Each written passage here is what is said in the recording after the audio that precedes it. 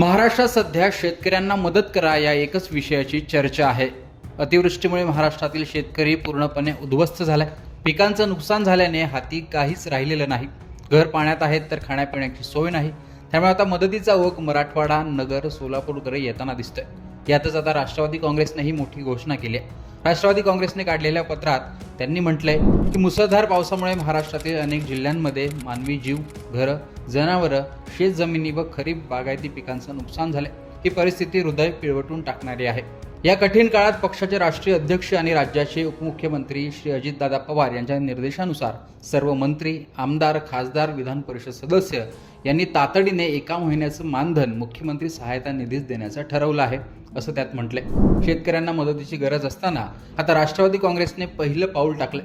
राष्ट्रवादीचे दोन्ही सभागृहाचे मिळून आमदार, खासदार हा आकडा 53 वर जातो। तो आकडा लक्षात घेता प्रत्येकी 2.5 लाख रुपयाप्रमाणे 1 कोटींच्या वर हा आकडा जाऊ शकतो।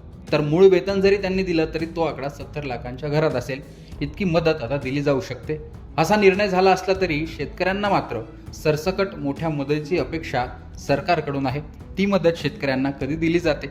अजितदादा अर्थमंत्री आहेत, ते मदत किती, कशी आणि कधी देतात ते पाहणं महत्त्वाचं ठरणार आहे। एकूणच राष्ट्रवादीचा हा निर्णय याविषयी तुमचं मत कमेंट बॉक्समध्ये सांगा। लोकमतचं YouTube चॅनल सबस्क्राईब करा।